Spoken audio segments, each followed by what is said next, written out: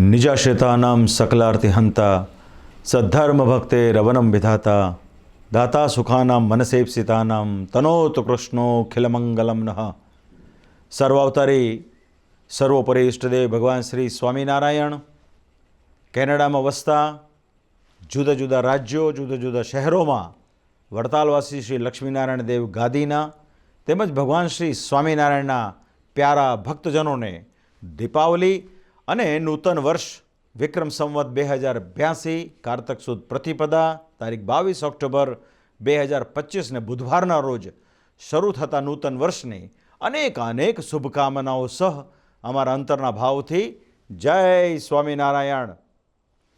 વહાલા ભક્તજનો, આપ સૌ વર્ષો પૂર્વે કેનેડાની ધરતી પર જઈને વસ્યા છો, ભગવાનની કૃપાથી ખૂબ સુખી થયા છો અને સાથોસાથ ભગવાન સ્વામિનારાયણ દ્વારા સ્થાપિત મૂળ સંપ્રદાયની મૂળ ગાદી વડતાલ ગાદીની કાયમ આપ સૌએ સેવા કરી છે.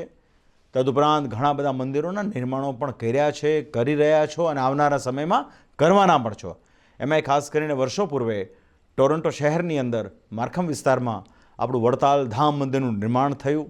બહુ ભક્તજનોએ નિર્દોષતાપૂર્વક એ મંદિરમાં લક્ષ્મીનારાયણ દેવ, રાધાકૃષ્ણ દેવ, શ્રી ધર્મદેવ, ભક્તિમાતા વાસુદેવ આદિક તમામ સ્વરૂપોને પધરાવ્યા, એની સ્થાપના કરી અને એની સેવા પૂજા કરતા થકા આજે એ મંદિરને આપણે 25 વર્ષ પૂર્ણ કર્યા છે.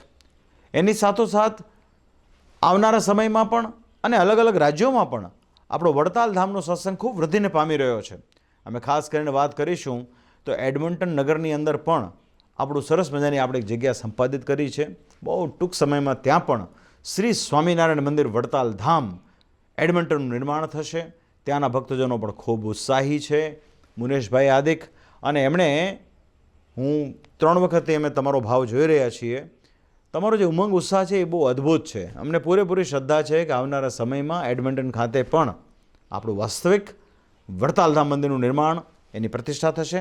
એની સાથોસાથ નજીકમાં જ કેલ્ગરી વિસ્તારની અંદર પણ આપણા ભક્તજનો ખૂબ સારો પ્રયાસ કરે છે. એમના હૃદયમાં એવો ભાવ છે કે ભવિષ્યમાં અહીંયા પણ એક સરસ મજાનું સ્થાન થાય અને કેનેડાવાસી ભક્તોને, એમાં ખાસ કરીને કેલ્ગરી વિસ્તારમાં જે નવયુવાનો આવ્યા છે એ તમામને વડતાલ ધામનો લાભ મળે. વડતાલ ધામ એક શબ્દ નથી, એ આખા સંપ્રદાયનું પ્રતીક છે. શ્રી સ્વામિનારાયણ સંપ્રદાયનું વર્ણન કોઈ પણ એક શબ્દમાં કરવું હોય તો એ છે માત્ર ને માત્ર વડતાલ ધામ. કેમ કે વડતાલ ધામમાં ભગવાન સ્વામિનારાયણે શિક્ષાપત્રી લખી, આચાર્ય પદનું સ્થાપન કર્યું, હરિકૃષ્ણ મહારાજ પધરાવ્યા, ગોમતીજી ગળાવરાવી, મહારાજે અનેક ચરિત્રો કર્યા, રંગોત્સવ કર્યા. તો એ વડતાલ ધામ છે એ સંપ્રદાયનું સર્વોચ્ચ તીર્થધામ છે. તો એ ન્યાય ભવિષ્યમાં પણ તમામ દેશોની અંદર અલગ અલગ શહેરોમાં પણ વડતાલ ધામનું નિર્માણ થાય બહુ આવશ્યક છે. પણ એનાથી વિશેષ આખો સંપ્રદાય નૈતિકતા પર ટકેલો છે. નીતિમત્તા આમાં પ્રમાણભૂત બાબત છે. શ્રીજી મહારાજ શિક્ષાપત્રીમાં પોતાના ભક્તજનોને આજ્ઞા કરતા એવું કહે છે કે અમારા ભક્તોએ ભગવાનના અર્થે પણ માલિકને પૂછ્યા વગર કાષ્ટ કે પુષ્પ ધણિયાતું ન લેવું. કહેવાનો તાત્પર્ય કે સત્સંગની અંદર નિષ્ઠા, મોરાલિટી બહુ ઇમ્પોર્ટન્ટ હોય છે. આજે ઘણા લોકો વડતાલ ધામની નકલ કરતા હોય છે. સ્વાભાવિક છે કે શ્રીહરિએ કરેલું કાર્ય હોય એટલે સૌને એના પ્રત્યે આકર્ષણ થાય. પણ જ્યાં Vadtal temple managing trustee board, જ્યાં વડતાલના તમામ આગેવાન સંતો અને જ્યાં વડતાલના વિદ્યમાન આચાર્યશ્રી જે સ્થાનને વિશે મંદિરની અંદર પ્રતિષ્ઠા કરે અને જે સ્થાનને વિશે સમગ્ર સત્સંગીજનોને જણાવે કે આ મંદિર આજથી વડતાલ ધામનું છે, એને વાલા ભક્તજનો વડતાલ ધામ કહેવાય. અને એના માટેનો આપણો પ્રયાસ છે. આપણે કોઈ વ્યક્તિગત ઉત્કર્ષ માટેનો પ્રયાસ નથી, કેવળ ને કેવળ શ્રી હરિ દ્વારા સ્થાપિત મૂળ સંપ્રદાયના ઉત્કર્ષની મૂળ વાત છે. તો એ પ્રમાણે કેલ્ગરીની અંદર પણ સરસ મજાનું મંદિરનું નિર્માણ થશે. અમને પૂરી શ્રદ્ધા છે. એની સાથોસાથ વિનીપેગ હોય, રેજાઇના હોય, સસ્કેચ્યુન હોય કે પછી ભવિષ્યમાં વેનકુવર બાજુ પણ ભક્તોનો ભાવ હશે તો ચોક્કસ જશું. એની સાથોસાથ ટોરન્ટો જે મહાનગર છે ત્યાં મહાનગરના બીજા પરાની અંદર, ખાસ કરીને બ્રેમ્પટન જેવા વિસ્તારની અંદર પણ સ્વામી શ્રી નિત્ય સ્વરૂપદાસજી સ્વામી દ્વારા એક સરસ મજાના મંદિર માટેની પ્રેરણા ભક્તોને આપવામાં આવી છે. ત્યાં પણ મંદિરનું નિર્માણ થશે. અને ખાસ કરીને હું આજે યાદ કરીશ, અમેરિકામાં છેલ્લા 15-17 વર્ષથી રહીને આપણા વડતાલના ભક્તજનોનું જેઓ સત્સંગનું પોષણ કરે છે, જેઓ બહુ સરળ નિખાલસ હૃદયના સંત છે, એવા શાસ્ત્રી સ્વામી શ્રી રામદાસજી સ્વામીએ કાયમ કેનેડા ખાતે મંદિરોની ભક્તોની મુલાકાતો લઈ તમામ ભક્તોને અલગ અલગ ઉત્સવોની પ્રેરણા કરાવીને સત્સંગમાં ખૂબ પુષ્ટિ કરી છે. એ જ પ્રમાણે આપણા કલાલી ધામના મહંત છે સ્વામી શ્રી પ્રભુચરણદાસજી સ્વામી, એ પણ બહુ ઉમંગી અને ઉત્સાહી છે. વર્ષોથી ત્યાં ટોરન્ટો ખાતે માર્કમ વિસ્તારમાં આવેલું આપણું મંદિર કે જ્યાં રાજુભાઈ હોય, ધવલભાઈ આદિક ભક્તો જ્યાં ખૂબ સેવા કરતા હોય છે, ત્યારે પ્રભુચરણ સ્વામી ત્યાં જઈને એમને પણ ખૂબ પોષણ આપે છે. આ બધા સંતોના પ્રયાસથી આપણો કેનેડાનો સત્સંગ ખૂબ વૃદ્ધિને પામી રહ્યો છે.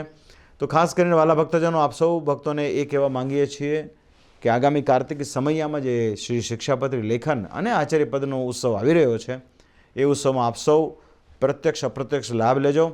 ભગવાનના ચરણમાં અમારી એ જ પ્રાર્થના કાયમ છે અને રહેશે કે કેનેડાનો સત્સંગ આપણો ખૂબ વૃદ્ધિને પામે. આપણે મૂળ સંપ્રદાયની દ્રઢતા સારું આ સત્સંગમાં આવ્યા છીએ, આમાં કોઈ વ્યક્તિગત લાભાલાભ માટે નથી આવ્યા. તો એ વાત ખાસ લક્ષ્યમાં રાખજો. શ્રી હરિએ અંતમાં આપણને સર્વને એક એવી આજ્ઞા કરી, એક ભલામણ કરી કે અમે અતિશય દાખલો કરીને આ સત્સંગની સ્થાપના કરી છે, અને એક માન અપમાન કષ્ટ સહન કરીને સત્સંગની સ્થાપના કરી છે. તો એ દાખલા સામું જોજો, તો એ આપણે સાર્થક કરવાનું છે. તો અંતમાં વાલા ભક્તજનો, વડતાલ ધામમાં વિરાજમાન શ્રી લક્ષ્મીનારાયણ દેવ, હરિકૃષ્ણ મહારાજ આદિ તમામ દેવો, પછી આપણા ગઢપુરપતિ ગોપીનાથજી મહારાજ હોય, કે પછી શ્રી મદન મોહનજી મહારાજ હોય, કે શ્રી રાધારમણ દેવ હોય, કે મહાપ્રતાપી શ્રી કષ્ટભંજન દેવ હનુમાનજી મહારાજ હોય, આ બધાના ચરણમાં અમારી પ્રાર્થના છે કે નૂતન વર્ષ કેનેડાવાસી ભક્તજનો માટે ખૂબ મંગળકારી નીવડો. આપ સૌ દ્વારા સત્સંગની ખૂબ સેવાઓ પ્રાપ્ત થાવ, એવી ભગવાન શ્રી હરિના ચરણમાં પ્રાર્થના સાથે ફરી એક વખત આપ સર્વે ભક્તજનોને નૂતન વર્ષની અનેક શુભકામનાઓ સહ અમારા ભાવથી જય સ્વામિનારાયણ.